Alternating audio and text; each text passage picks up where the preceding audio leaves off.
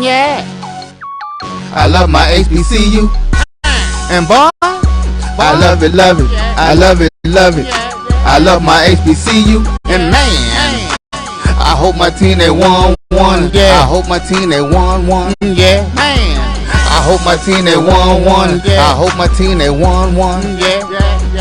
I tune into the HBCU Sports Lab to see if my team won or lost. If they lost, I'm quiet as a mouse. But if they won, keep tab. I'ma do the dab, yeah. Dr. Cavil, he know what he be talking about. Mike and Charles, they know what they be talking about. They compress the analytic data with this hip hop. If you know them like I know them, they gon' tell you if your team, if they won or lost, and who the ball, So listen to Professor, yes sir, and pay attention, cause he gon' teach you a lesson. This is Dr. Cavil with Inside the HBCU Sports Lab with Mike Washington and Charles Bishop. As you see, Mike Washington is on assignment. We have Associate Professor Tenure Track, A.D. Drew in the building, and we have none other than Charles Bishop. Look at Charles. Charles is trying to get that humble look, like nothing's going on, nothing's wrong. The last 5 days, man, have been a whirlwind, and I've been tagging along and pledging him, as some people would say, and I know other folks say they don't believe in hazing, so, you know, we got to be careful about how I use the language. He was made right. In the academic sense, he was made right. We're going to put it that way.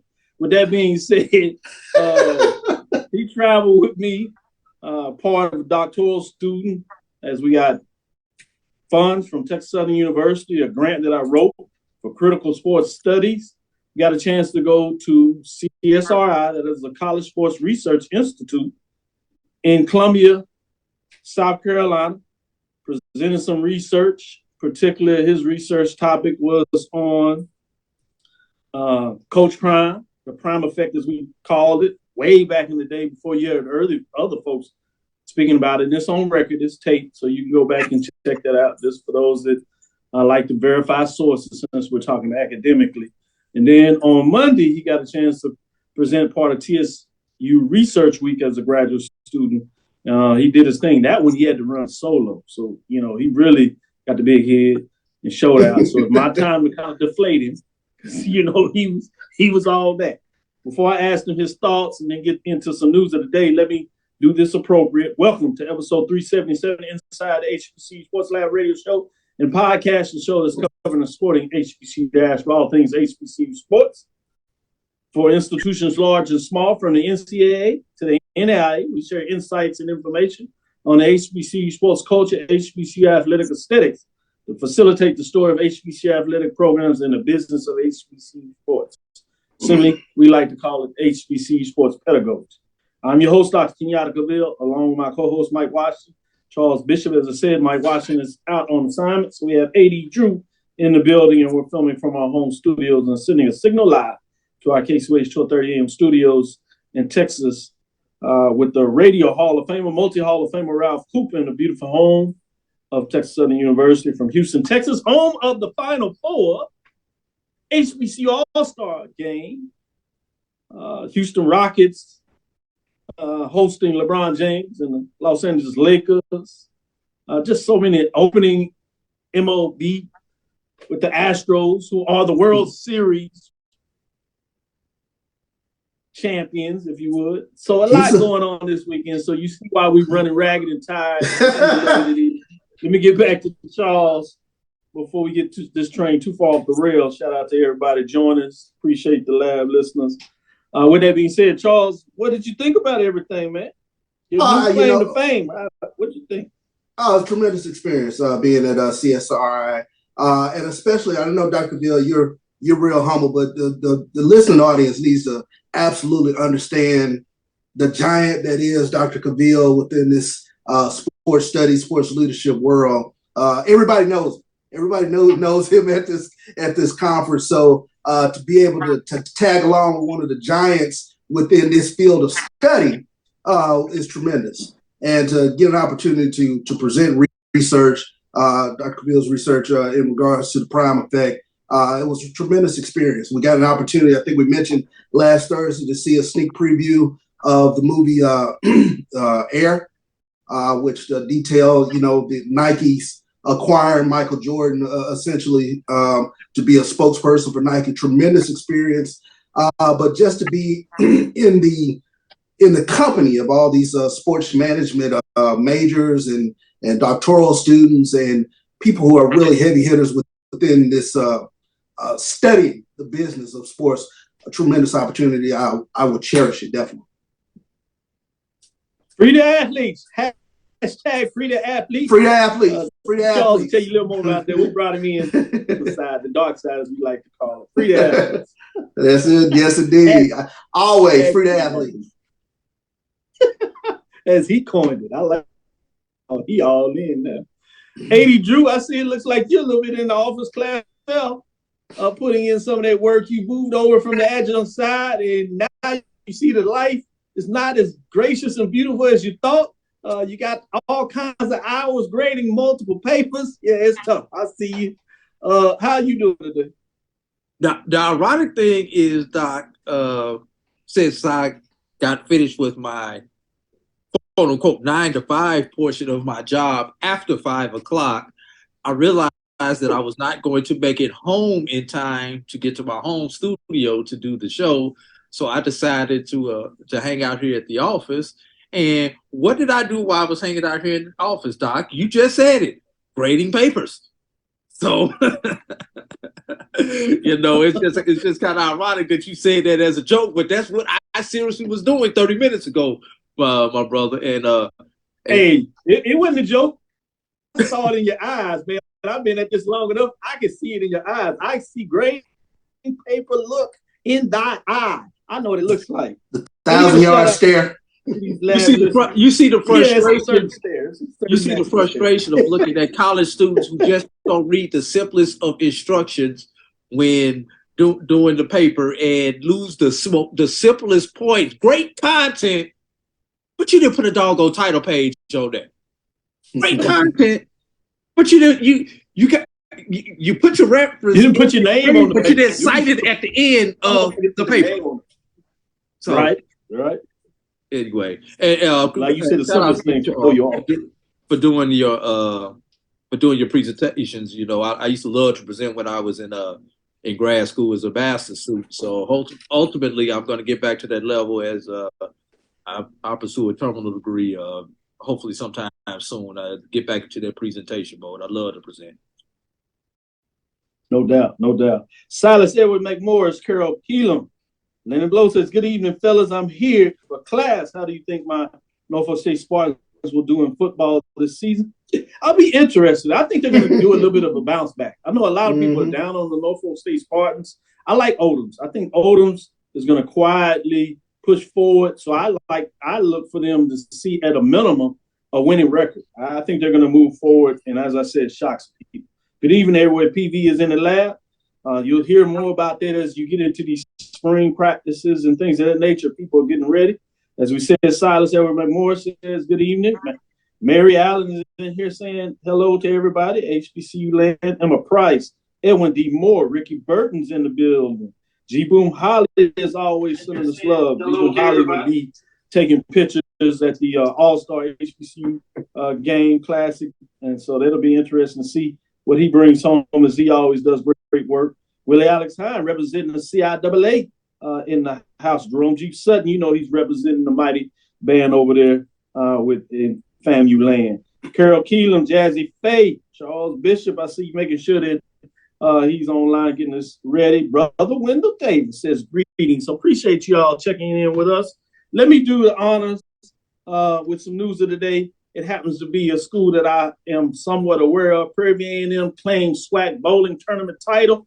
They get it done in fine fashion as they defeat Alabama State 4-1 in a best of 7, the Baker format at the 2023 SWAC bowling tournament in the bowling ITRC. Getting it done, most valuable bowler, Stephanie Vasquez, gets it done. Vasquez concluded the event with highest in average of 227, as she was key contributor for the PVAMU. Prairie claimed game 1, 181 to 179. Close one there. Game 2 was 211 to 185. Not as close. before falling in game 3 of the match, 197-180. But the Panthers rebounded to claim game 4, 200-162 as they start to put it away in game 5. They get it done 179-161. Win clinches a berth in the upcoming 2023 NCAA Women's Bowling Tournament for the Lady Panthers, marking what will be PVAMU's third appearance in the event in the last 4 years as they have dominated conference play. Most valuable players, as I said, Stephanie Vasquez, Prairie View SWAC Bowling All-Tournament team consisted of Stephanie Vasquez of Prairie View, Juliana Riccone of Jackson State, Jordan Shipp of Florida A&M, Kelsey Quinney of Southern, Jada Gordon of Prairie View A&M, Delisi Reyes of Prairie View A&M. Joining them in the tournament will be North Carolina A&T State, and they win the MEAC. Yes, I'll say that again, the MEAC. No, A&T has not returned to the MEAC. Their bowling stayed in the MEAC, and they dominated over the last couple of years as they won the championship. North Carolina A&T State came from behind to win this year, though, in 2023.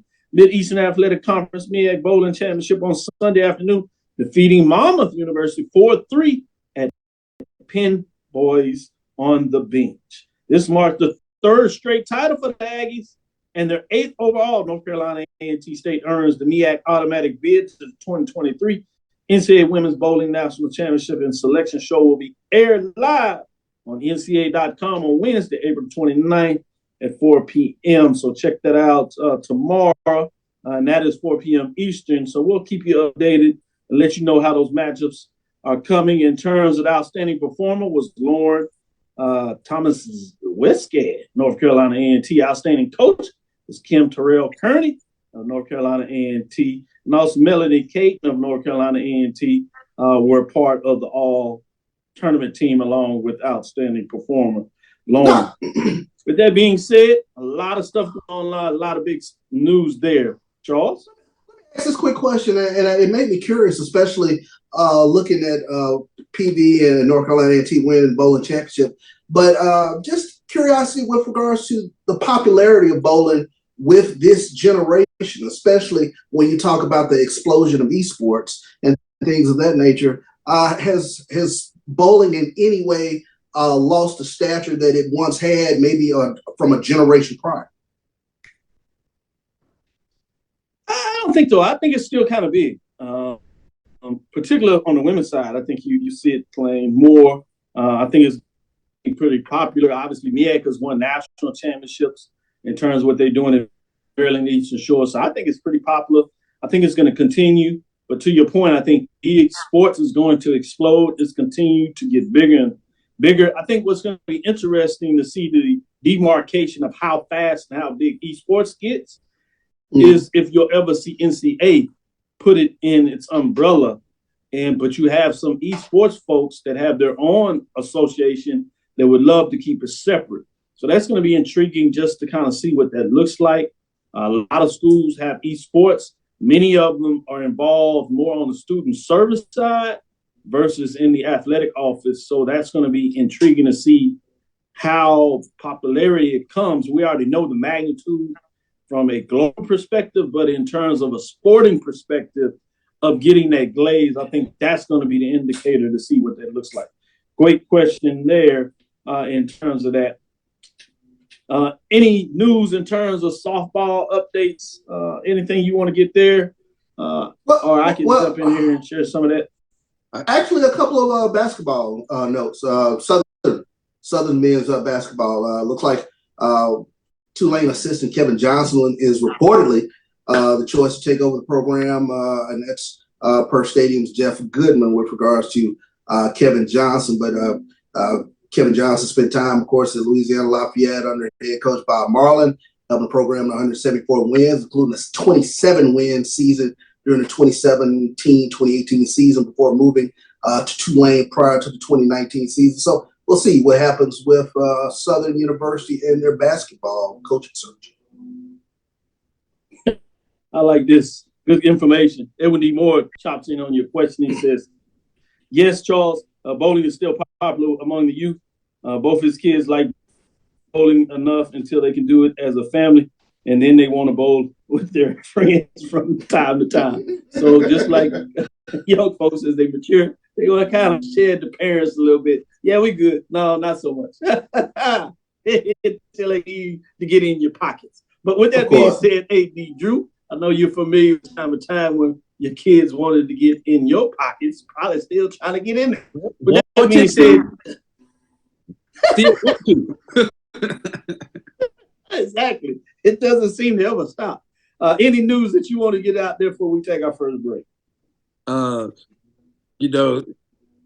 FAMU happened to finish third in the SWAC bowl, and we struck, but we couldn't strike again as the eventual champion Prairie beat us. Just had to throw that in there.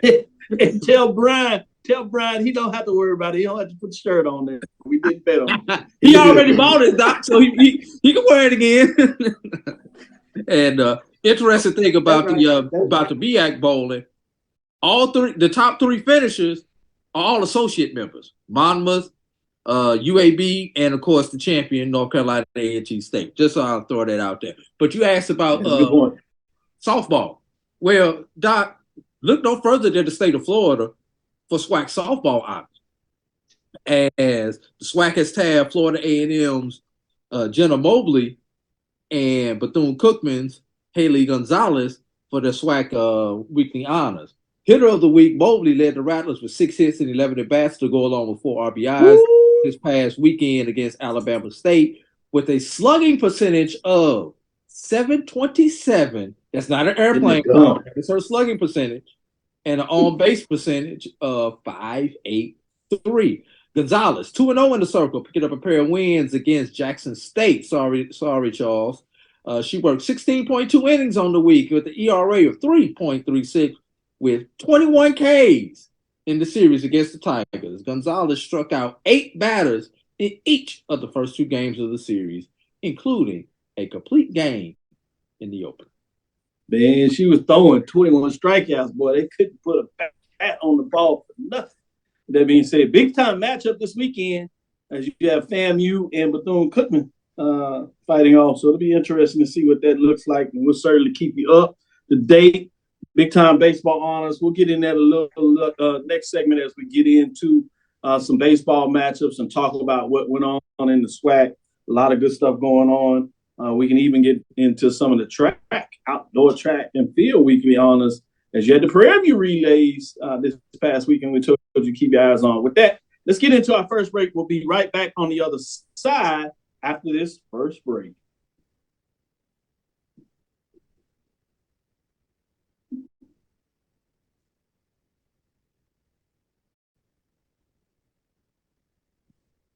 We are still on.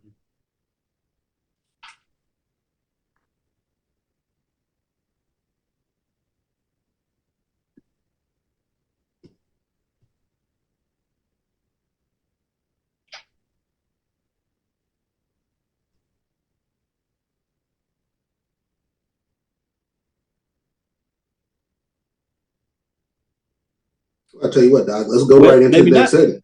Yeah. The human voice has always connected audiences with experiences. Major brands all across America have trusted Cover's voice time and time again. Conversational, powerhouse, intelligent, and sincere. That's the voice you need for your creative marketing process. KEAVERSVOICE.com. Cover's Voice, Cover's Voice, CoversVoice.com. Always on, all the time. This is Brian Fulford. A.D. Drew and I are co-hosts of the BCSN SportsWrap. We talk about all things related to HBCU athletics. From the games, teams, coaches, and fan interest stories, we cover it all. You can find our shows on Facebook at BCSN SportsWrap, YouTube at MyJBN Online, and everywhere you listen to podcasts like Anchor, Spotify, Google, and Apple Podcasts. You can also find the show on the Jericho Broadcast Network's app. Make sure to download. We look forward to you joining the conversation and being a part of the show. T. Madden & Associates is a sophisticated and experienced law firm located in your neighborhood. We're turning injury to cash. T. Madden & Associates obtained almost $2 million for my injury. They turned my injury to cash. Now, we can't guarantee how much your injury is worth, but we've recovered millions for our clients. Call T. Madden and Associates at 833-PAID-123. That's 833-PAID-123.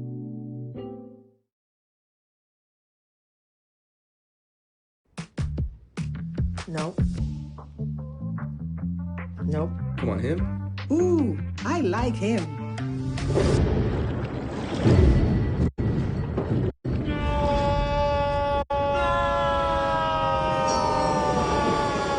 Quick, the quicker picker-upper. Bounty picks up messages quicker, and each sheet is 2 times more absorbent, so you can use less. He's an 8. He's a 9. Bounty, the quicker picker-upper. You're looking for the latest information on Southern University sports, the Southwestern Athletic Conference, and HBCU athletics. There's only one place to go. Tune in to the Carlos Brown Show, exclusively on the Black College Sports Network. Press the analytic data with your hip hop. If you know them like I know them, they gon' tell you if your team, if they want to lose, and who the ball. So listen to Professor, yes sir, and pay attention, cause he gon' teach a lesson. This is Dr. Bill inside the HBCU Sports Lab. Let's get into some of these updates. Before we get into that, AD Drew, give us an update in terms of what the SWAC said for giving us some baseball weekly honors. Who was honored on the baseball side? We talked a little bit of softball. Let's get in hot and heavy on baseball. Let's stay with the ping of the bat. Guess what, Doc? We still are in the state of Florida. SWAC has tabbed Florida A&M Gianmico Bastaro and Bethune-Cookman's Nolan Santos for SWAC Weekly Baseball honors for their outstanding play this week. Bastaro contributed eight runs to go along with not 1, not 2, not 3, but 4 home runs and 10 RBIs during Florida A&M series against Alabama A&M as the two ag schools battled each other this week. He had a batting average of .545 and an on-base percentage of .643 during the 3-game series. Santos earned his 3rd win of the season with a complete game effort against Mississippi Valley State.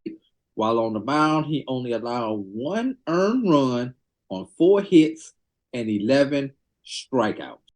So he got right in that get-right game against Valley. Yeah, Valley seems to be allowing folks to get right. They did have a close Bethune-Cookman.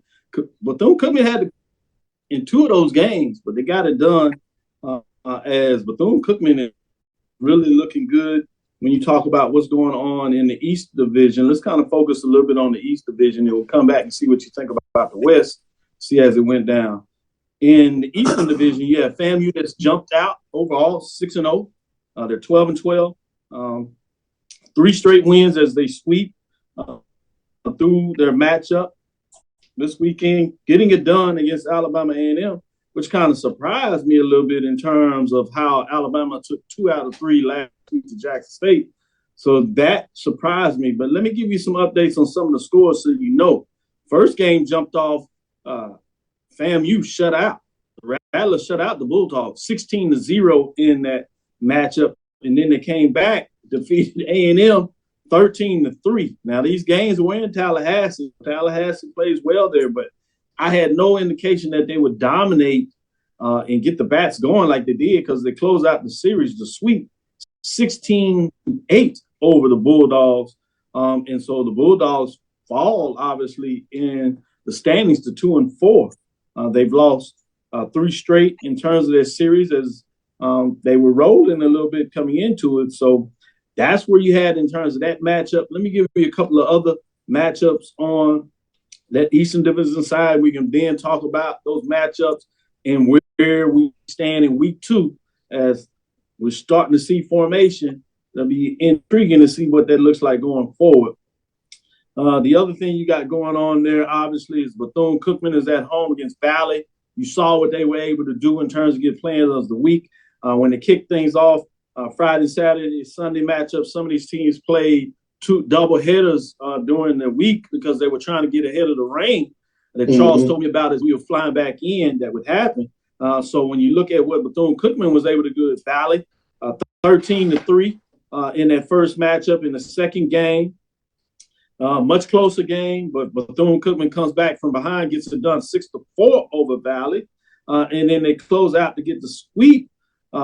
Even though the game was high scoring, still just 4 runs the difference there, 12-8 in terms of that matchup when you look at going there. Then you had the one that I was looking forward to that you talked about going into this week was Alabama State at Jackson State. This game has been pretty much a huge rival. The last divisional championships, tournament championships have come from the East between Jackson State and Alabama State to give you some indication there.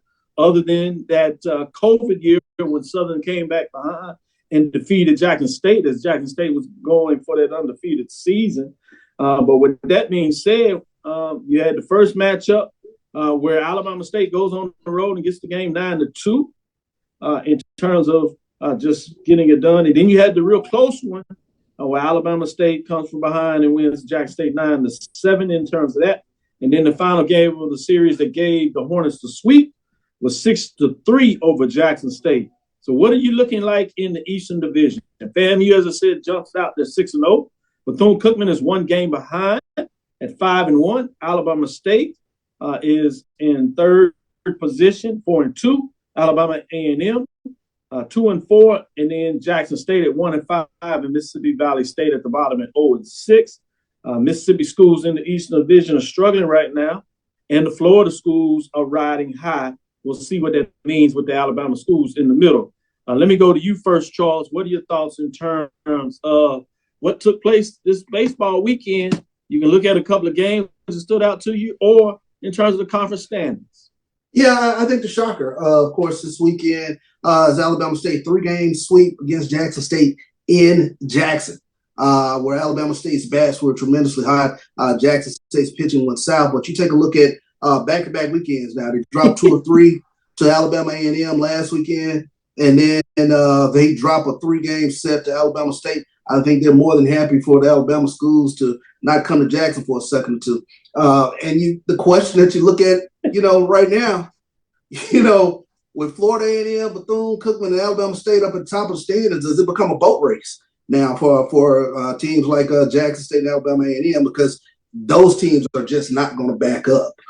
So it is a 10-yard fight from here on out for Jackson State's baseball program in terms of trying to make some headway within this SWAC East. Charles, not so fast. I know these teams are perennial, so maybe you do have a point there. But Alabama State, I see them find a way getting the hunt. I know last year Prairie kind of jumped out their first half of the season, and then Southern came back and pulled them in.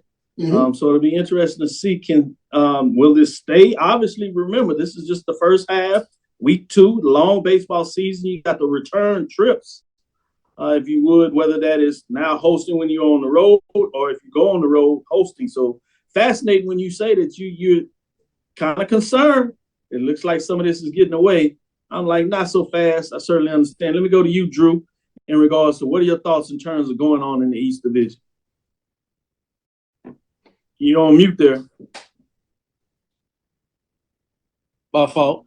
It's kind of interesting, You got Alabama State sitting in third place, and you got the 2 teams ahead of them going to be battling each other this week.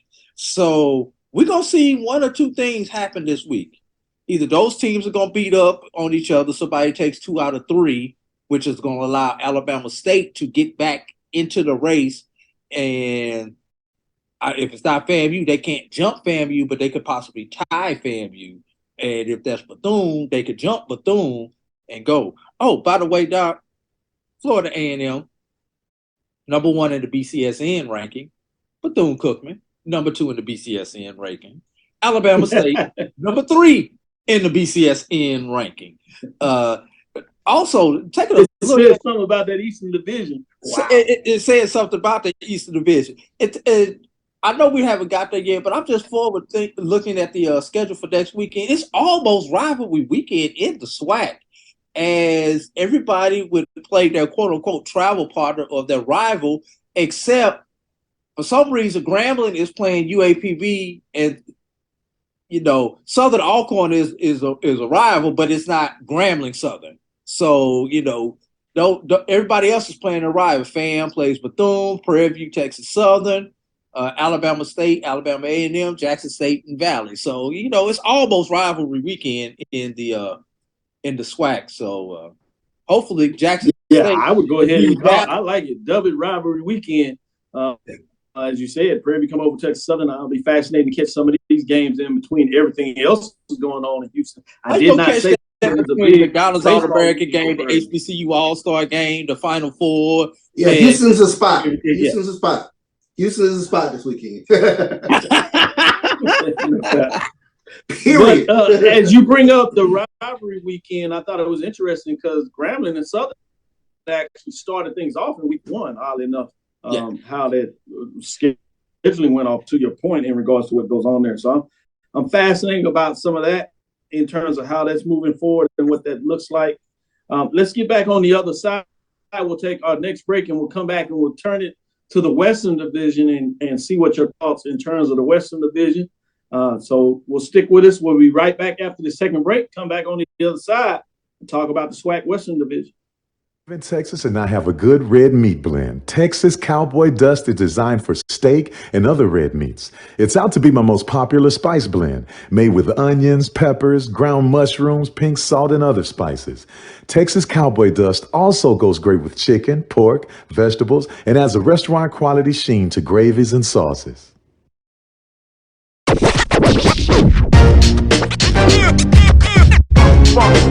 It's like a loop machine. All around town, people trying to get down. Vanilla smoked sea salt seasoning is for seafood. The tarragon and fennel bring out the natural sweetness in seafood. I also use it in rice dishes, on yams, asparagus, blueberry pancakes, and believe it or not, chocolate chip cookies. Vanilla smoked sea salt adds a salty and savory component to sweet dishes that create a symphony for the tongue.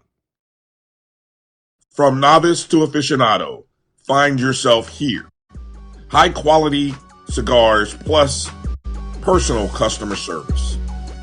Slow Burn is Waco's only mobile cigar lounge, featuring a meticulous, curated collection of premium cigars. Visit our website, www.slowburnwaco.com. That's www.slowburnwaco.com. Press the analytic data with your hip hop. If you know them like I know them, they gon' tell you if your team, if they wanna loud, yeah, and who the ball. So listen to Professor, yes sir, and pay attention, cause he gon' teach a lesson. On inside the HBCU Sports Lab with AD Drew and Charles Bishop. We're getting into the Western Division of the conference and see what's going on here. You'll see a similar type of lineup early in the season, but it may surprise some who's on the top. Maybe not if you're looking at who they're playing. We'll see if the schedule is more about who they played versus how tough they will be. They were preseason number one. We'll see if you recall who that is, but I'll let that hang out there for a minute, as we like to call it, a tease. But let's get into those Friday matchups from the Western Division. You only had 2 games played, even though you had 3 series that were planned to play this weekend. One of them could not get in on Friday, so let's start who could. You had Prairie View that actually dominated Arkansas Pine Bluff on that Friday with a 13-1 score, getting the victory there. And you had Southern coming from behind in extra innings, 11 in affair where you actually had Southern scoring 7 runs to tie the game, to take it into extra innings. Tough matchup there as they get it done, as Texas Southern was able to get on the board, but Texas Southern end up scoring 2 and holding on as Texas Southern loses. Southern getting it done 11-9 in their Friday matchup. On Saturday, you had a couple of double headers as folks were trying to either get behind the rain that was coming across in a lot of ways going east to west. So as you said, they couldn't get it in Grambling, so they played 2 on Saturday, free baseball for some. And Prairie View also played 2 games. So let me give preview the outcome of what took place there. Prairie View continues to win, but this one was close in the early matchup as they hold on to win over the Golden Line 6-5. And then you had the first matchup with Grambling as they dominated Alcorn State. A couple of home runs, big bats came out. 20-3 was the score. Grambling is pushing through. Then you had that proverbial close one, but Alcorn State could not get over the hill, if you would, as Grambling wins it 7-6. Prairie View wins a much closer game as they get it done and ultimately sweep Pine Bluff 5-2, which means they're 6-0 on the season. Hey, who would have thought that? As Texas Southern bounces back 11-3 on Saturday, which means they have a rubber matchup in terms of Sunday. Let's see what gets it done for those that still had the Sunday matchups. Grambling gets the sweep, brings out the broom on the Braves, 14-6. Southern gets the rubber matchup as they get it done and come on the road and get a huge victory after falling 1-2 on the road to Grambling in week 1. They bounce back on the road as they are now 2-1 in terms of getting it done in that matchup. So Southern is one of those teams that I told you, Charles, that came from behind last week, and they have that early schedule, tough schedule, if you would, being on the road. But let me give you an update of what it looks like in terms of the Western Division. You have Alcorn State at 0-6 sitting at the bottom. 6th slot, if you would. Arkansas Pine Bluff down there as well in the 5th slot at 1-5. Southern right dead in the middle at 3-3, along with Texas Southern that is also 3-3 on the season in terms of conference race. Grambling is 5-1. Prairie View gets out there ahead of themselves in their skis at 6-0. I'm going to go to you first, 80 Drew. And then, Charles, I want to say if you think the same thing in the West as you thought in the East, I don't think so, but we'll see. With that being said, 80 Drew, what do you think about the Western Division, some of those games, and obviously the divisional race? And Dr. Cavil, I hope you don't shut my mic off for this comment that I am going to make. Because I am going to I'm going to talk about both of your institutions. Which one is more fool's gold? Prairie View, it's an old conference record. Those 6 wins, Alcorn, UAPB. Supposed to win those. Or Texas Southern with its 17 overall victories, and 10 of those have been against non-Division I opponents. Which one is going to be more fool's gold? Well, Doc, we'll get to answer part of that this weekend as they face each other in the game series. So that's why I put that question out there, Doc. I love the question because it's the same one I had. And so I'm going to go to Charles since I put him on the spot. How would you answer that, Charles, before you give me your thoughts on these weekend games? How would you answer? Who's more fool's gold? I think who's more fool's gold right now for me, it looks like Texas Southern being more fool's gold. And I say that from this respect. Saturday's game, they had Southern on the ropes going into the 9th inning, 8-2, and they gave up 7 runs in the top of the 9th inning. A little bit of a heated affair, had a couple of bench clearing incidents in that Saturday game, but Southern was able to take 2 or 3 against Texas Southern this weekend. And really, what surprised me most about that game in particular, the way Texas Southern kind of kicked the ball around, it really concerned me. I believe they had 5 errors in that Saturday game. So that's things that you just keep in the back of your head with regards to this terminology that we use, fool's gold, in regards to Texas Southern baseball this season. But we get a really good metric this weekend in terms of taking a look at Texas Southern and Prairie View. And Doc, before I go any further, we talked a little bit about the weather this weekend. And I wanted to send shouts out some prayers to the good people of Rolling Fork, Mississippi. That storm system that came through this weekend really wiped out a lot of destruction in Rolling Fork. You had multiple deaths there. So prayers go to those people in the Delta region of Mississippi, which is, of course, within the footprint of Mississippi Valley State.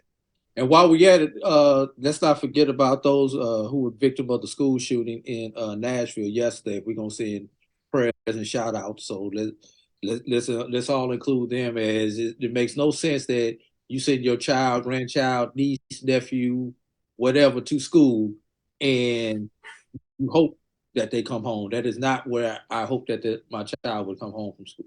Come home from. Supposed to go to school to get educated, not get shot at. Appropriately said by both of you all. Prayers to the victims. One, a man-made tragedy, and the other, weather tragedy. But some people may say that's man-made too, in terms of how we're dealing with the energy and ozone crisis. With that being said, let's turn and get back to it. I'm gonna go back to you, Charles. Mm-hmm. Give me your thoughts in terms of what took place this weekend with some of these scores on the Western Division. Obviously, you got your eyes on some of the games you got to see up close in terms of with Texas Southern and Southern. You have to give some credit to Southern as they, played for championship last year, got the Western Division coming from behind. They don't lay down easy. They had that rivalry game the weekend on the road. They lost 2 out of 3, but they come back on another tough road weekend and being down and just keep fighting. And they find a way to get 3. So great point you're making there. What are your thoughts on some of these matchups that took place? Some brooms came out and then some good tough series as well. Yeah, well, in regards, Prairie did what they were supposed to do in terms of the first 2 series of the season that they've had. So there, I look for them to be 6-0 at this point in the season. I can't say enough about the Southern baseball team. Like I said, slow start. But this weekend was a weekend. This past weekend was a weekend for them to put things together, and their bats came out, and that was very impressive to watch them fight and claw back. You're down 8-2 in the 9th inning. You think the game was pretty much salted away, and the way they came back with 7 runs in the 9th inning, it totally changed the whole magnitude, I think, of the series, and they were able to take 2 of 3 from Texas Southern this weekend. So that was a big weekend for Southern baseball. Yeah, you're talking about coming out of the game with some confidence. You lose that game, maybe your confidence is shaking. You're asking a couple of questions. You're down 1-3 in the conference race real quick instead of being 2-2 and feeling like, all right, we keep fighting. We'll be in these matchups, and they find a way to take 2 or 3. That just crazy in so many different ways. Let's get in some of the key matchups, as you said. It's going to be fascinating when you talk about the rivalry games. And so I'm going to start with you, Charles. What is the biggest rivalry game that you have on your – and you can jump maybe 2 of them if you like. You got the FAMU at Bethune-Cookman, Alcorn at Southern, rivalry in terms of between states, actually one of the closer teams to each other when people think about it. Texas series with Prairie, Texas Southern, Jackson, Mississippi as we head in Mississippi, and then obviously Alabama State and Alabama A&M in Alabama in terms of some of those big rivalries. You even have the rivalry between Louisiana, Arkansas, Grambling, and Arkansas Pine Bluff if you want to look at it that way. But a couple of in-state rivalries, a couple of state-to-state rivalries as well. What is on your radar in week number 3 for the SWAC? The big one for me is, of course, is Florida A&M and Bethune-Cookman. You talk about Bethune-Cookman's pitching going up against Florida A&M's batting. Florida A&M thus far in the season, they're batting .309. And as far as pitching as a staff, Bethune-Cookman's ERA is 5.37. So you take a look at the game within the game, in terms of Bethune-Cookman's arms going up against the FAMU bats. I'm big on defense, so I always like arms going into series like that. AD, Drew, same question to you. Which rivalry game or 2 really stands out this weekend? What do you have your eyes on as you follow a little bit of baseball coming into this week number 3 for the SWAC? Well, I'm going to stay away from the obvious one that Charles already got. I'm going to stay in the East, and I'm going to go off the beaten path. I'm really interested in this Jackson State Valley game. This is a get-right series for Jackson State, as they've gotten off to a poor start with only with a 1-5 record in the East. Jackson State has to sweep this series. They can't come out of here with 2 out of 3. They have to sweep this series because you've got 5 teams in the East vying for 4 slots. On the West side, we already know which 4 are going to be in. It's just a matter of what order will they be in. But in the East, you're going to have a good baseball team that is going to be left out of the tournament. That's why Jackson State has to sweep this series this weekend against Valley. Oh, great point. I like where you're going with that one. Get right. And that's always one that I look at when I talked about the early part of the season. Is you said Prairie View. Those are games they're supposed to win. But if you're not careful, those one of those games, you saw some of the close, where you lose a game, you still take 2 out of 3. But that can get to you later in the season. Team doesn't quit playing well.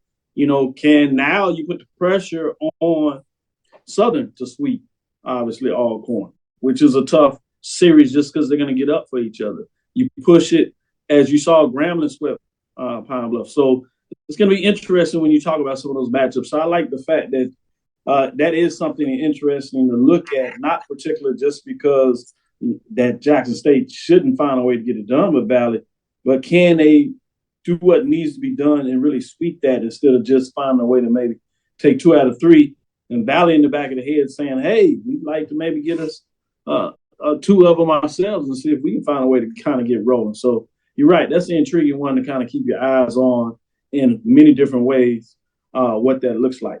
Let's take our last break. We'll come back on the other side and talk about some of our independent programs, give you some updates on what's going on out there.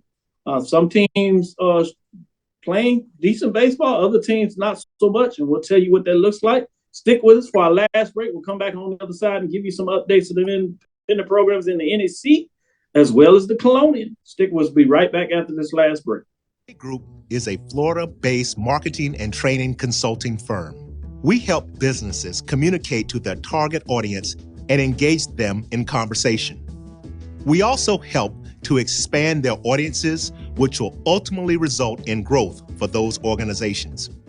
In addition to being a certified constant contact specialist, my colleagues and I are also certified in John Maxwell Leadership Principles.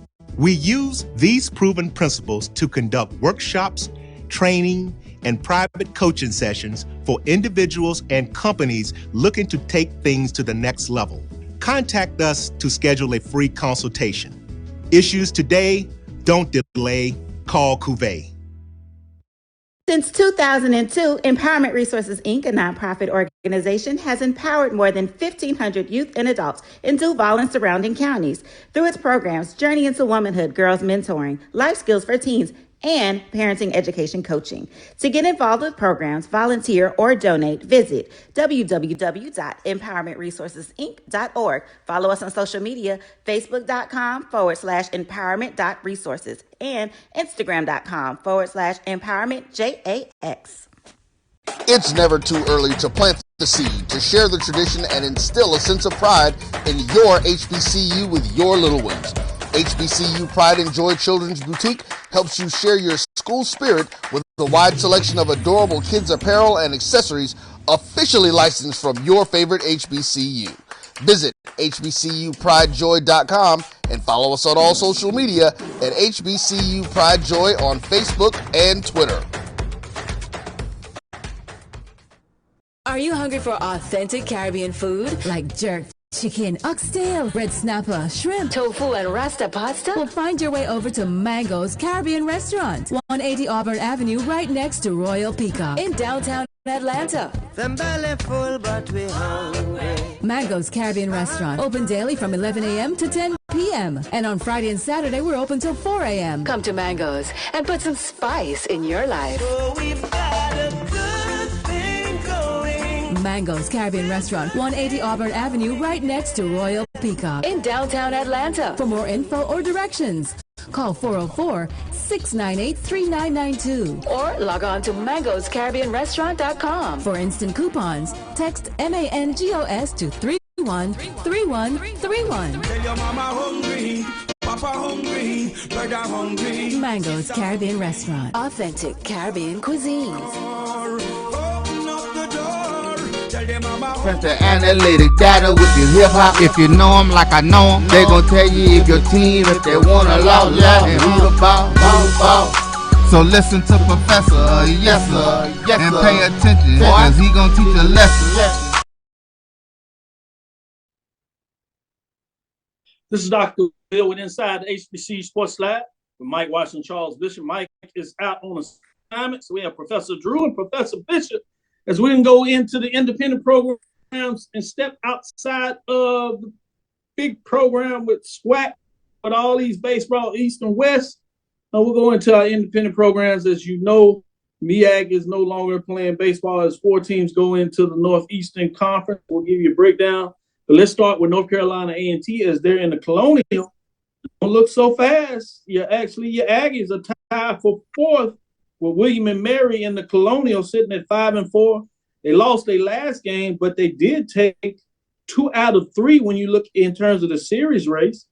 That started out, obviously, last Friday as they took on Hofstra and won that first game 9-5. You get into the Saturday matchup, and they win another one on Saturday as they have Hofstra's numbers. They win that one 10-4.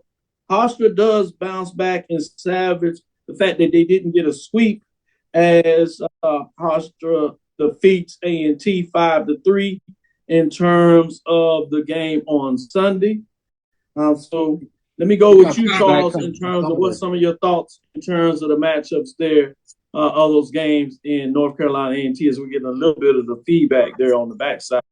We'll see if we can get that out of control there on the backside. If you would, Charles, as we're working on that in terms of that, if you would, Roy, mute the backside there. We're getting the feedback in terms on your side behind us on the production side, Roy.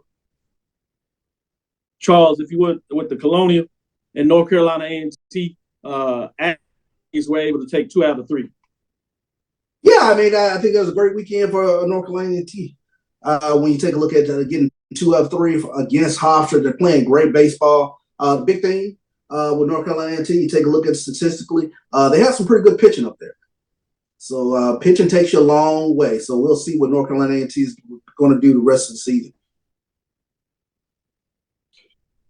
Yeah, I give them some credit coming out of their 5-4. That's a good start. When you series, you got 5 out of 4 of them, so that's pretty good. Let me go to you, AD Drew. What in terms of Aggies on this early part of the season, getting 2 out of 3 from Hofstra and sitting up at 5-4, tied for 4th in the division there. It's pretty good. Actually, what impressed me, Doc, was they actually competed in a midweek game against the University of North Carolina, losing that game, I believe, only by a score of 6-4. So that's very good against an ACC team in a midweek game. But they take on UNC Wilmington this week. Wilmington comes in 7-2 and tied for 2nd place in the Colonial. So this will be the litmus test for A&T to see if they're going to be competitive or if they're just going to be a mediocre team in the Colonial this upcoming weekend.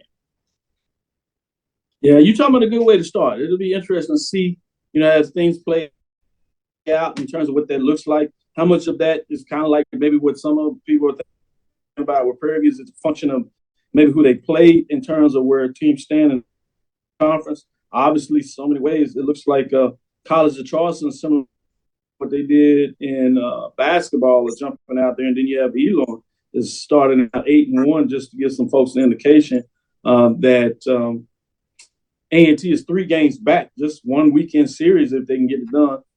But I'm fascinating on what that looks like in terms of the matchup.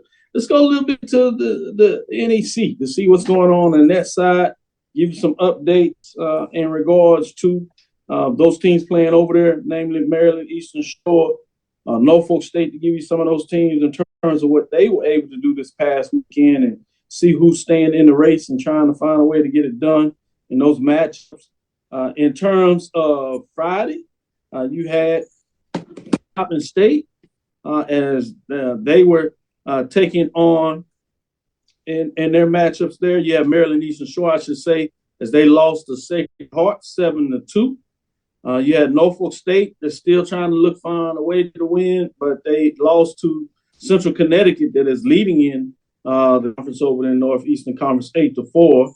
You had Maryland that played 2 on that Friday and lost the close one 7-5 in terms of what that looks like. Wagner defeats Delaware State 5-4, and Connecticut gets it done against Norfolk State 6-0 as they shut them out.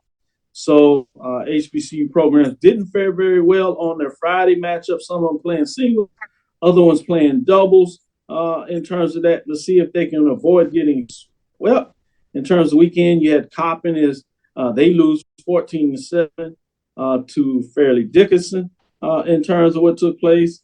And on Sunday, for some of those closing matchups, you still had Fairleigh Dickinson defeating Coppin State 7-4 in terms of the Sunday matchup. The final matchup between Maryland Eastern Shore and Sacred Heart goes to Maryland Eastern Shore, so they salvage and make sure they don't get swept. Wagner gets it done against Delaware State in their first of a doubleheader of the three, 14-6. They do bounce back and win a high-scoring game, 14-13 over Wagner, as Delaware State gets it done there. Central Connecticut takes it to Norfolk State 20-2 as Coppin State salvages not getting swept by Fairleigh Dickinson, winning their last game of their three-game series 16-5 in terms of those matchups. So you see a couple of teams that avoided getting swept, but not doing too well in terms of the conference standing. The highest seeded HBCU is 4-5, sitting in the fifth spot, Coppin State.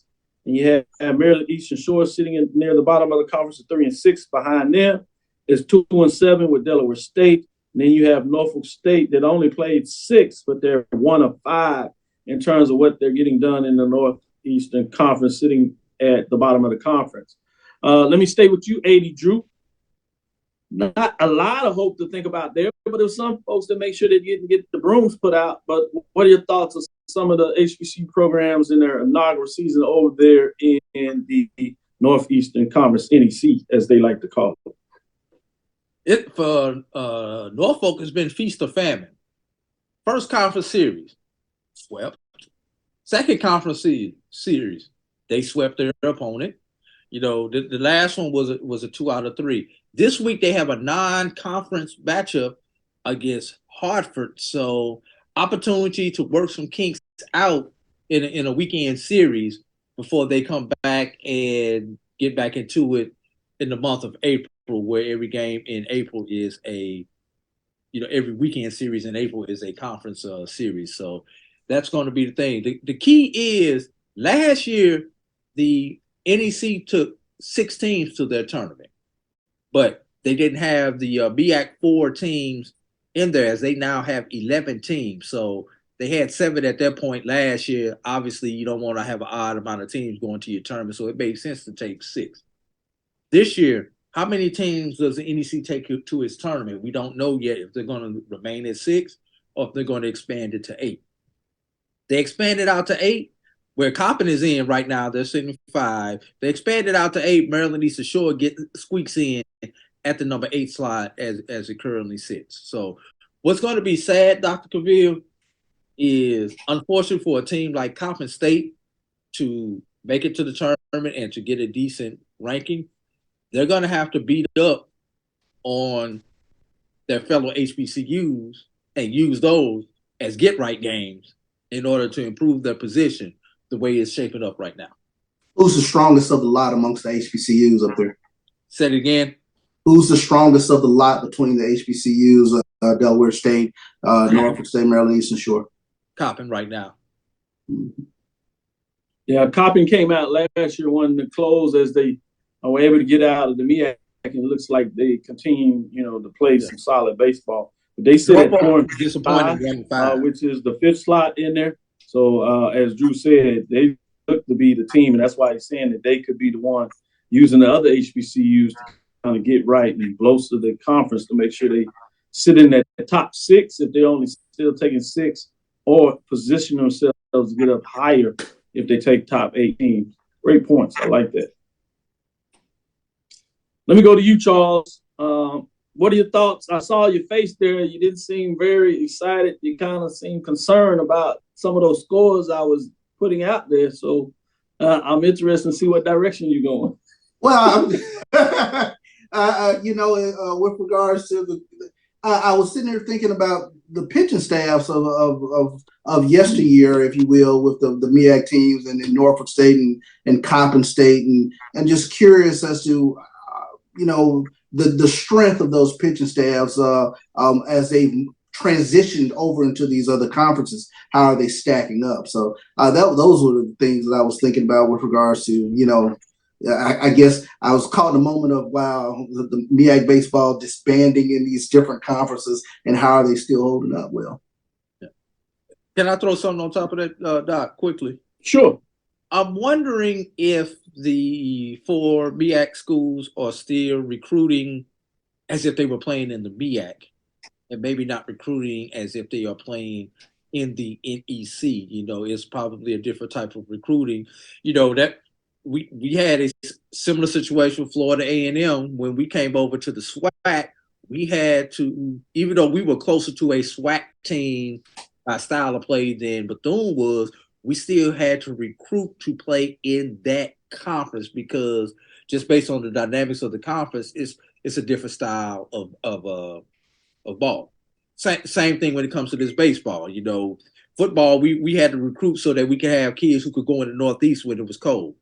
Not you're in the South, so you have to have pretty much speed in the South of football. Where baseball's same thing, pitching. You get pitching because it's so cold up there. Bats tend to get hot later on in the season. So, like Charles said, you got to have the pitching early. Are we recruiting those type of players that can pitch, and are we funding our teams at the level that the rest of the NEC is?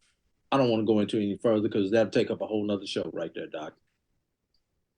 No, great thing that you touched on in terms of understanding the conference style of play in regards to one time in the SWAC, for example, in baseball, there was a lot of speed when you brought in Alabama State and now FAMU. The pitching depth has been, and that could be the same thing in regards to that. While you may recruit 13 pitchers for the MEAC in regards to believing that you can get it done going in NEC, you might need 15 arms. So you need to have 2 more arms and think about getting some different style bats, whether you want folks not just to be able to hit for power or somebody that can make contact different sides or even play small ball in regards to when you say the style of play in a league and how do you recruit towards it. So I think that was a great point that you made there and something to think about as we continue to follow this year and the trending and the years to come. With that being said, let's close out and get out of here. Thank you for listening inside the HBCU Sports Lab. Make sure you share our podcast with your friends and colleagues. I am Dr. Kenyatta Cavil, the Dean of HBCU Sports, from inside the lab and the College of HBCU Sports with Mike Washington and Charles Bishop. Again, I want to thank you for listening for Dr. Ville's Inside the HBCU Sports Lab with Mike Washington and Charles Bishop. Every Tuesday, prepare for us on Thursday at 6 o'clock p.m. Central. I want to thank A.D. Drew for jumping in here with us and giving us some context and some framework of what we all are seeing for the baseball season, and even teasing out a little bit of softball as we give you some updates as that continues to get along. Check out your Division II and NIA programs as you have more NIA programs playing baseball as well. Some of them are struggling a little bit, but look for them to pick it up as they continue to move forward. Stick with us as we discuss the latest news in the lab. Follow me, Dr. Kenyatta Cavil, on Twitter, Facebook, and Instagram. That's DRKENYATTACAVIL. That's DRKENYATTACAVIL. Inside the HBCU Sports Lab 1 on Twitter. That's Facebook and YouTube on Inside the HBCU Sports Lab. Dream big. Continue to move forward. We will talk with you soon. Charles. Of course. Drew. Lecture. Dismiss. Holla.